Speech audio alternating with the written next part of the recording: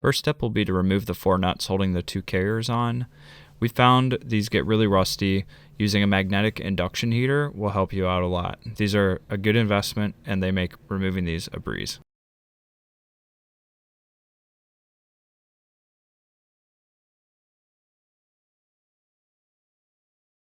With the carriers lowered down, we'll be able to cut off the OEM carrier frames. So make a cut on both sides of each one.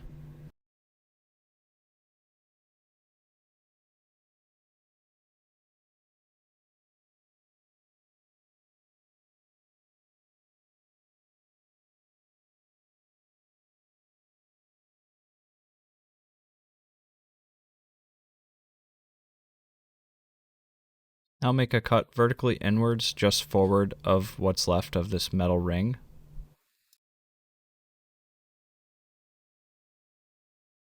The next step will be to cut off all material forward of the bearing.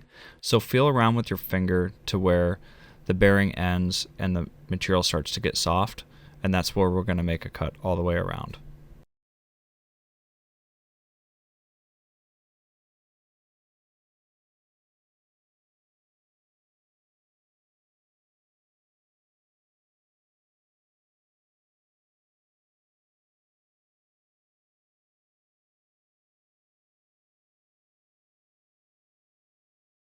The final trimming step is going to be to remove the big rubber ridge, taking everything down level with the base layer of rubber. We're going to move to trimming the rear carrier now. Make your cut on both sides through the metal frame.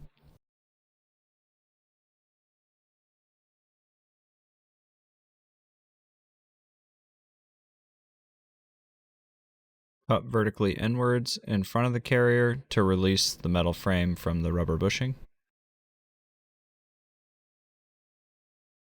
Feel around with your finger to make sure you know where the bearing ends and remove all material forward of the bearing. Trim the raised section down to be level with the lower flat section. Now we'll install the new carriers, put the bushings inside the carrier frames, and then install them around the bearing, connect the two together with an Allen wrench. We started on the rear one, but it doesn't matter which one you do first. As you're tightening up the bolts, make sure to switch back and forth from left to right so the bolts don't bind in the holes. A small gap may form between the bushings. This is normal. Next thing we're going to do is actually bolt the carriers up to the car. There's some really important stuff to talk about here though. These studs have a ton of threads on them, and the stud adapters that we're going to use to bolt the carriers up also have a ton of threads.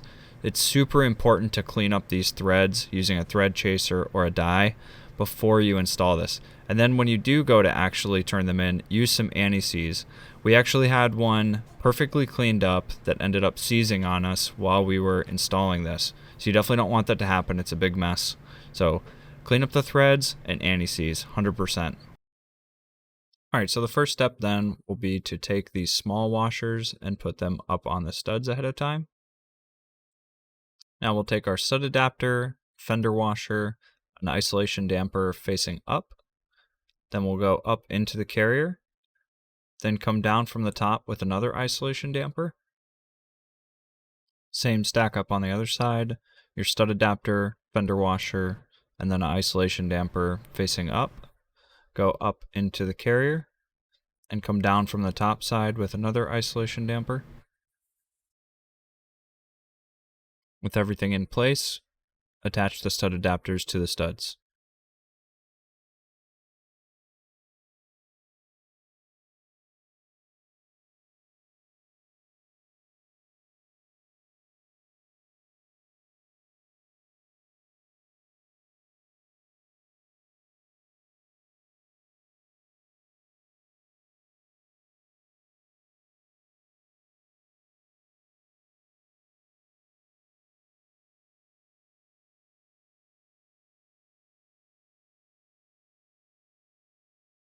Moving on to the other carrier, put the bushings in the carrier frames, and then put the two halves around the bearing, connect the two together with the Allen bolts.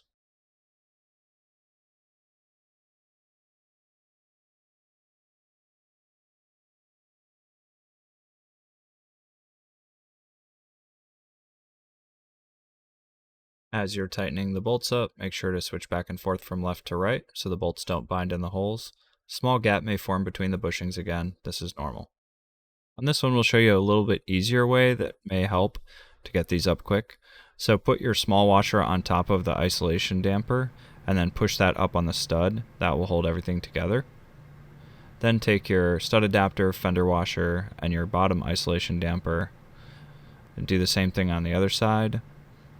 And then you'll be able to put these both up at the same time and start them on the studs very easily.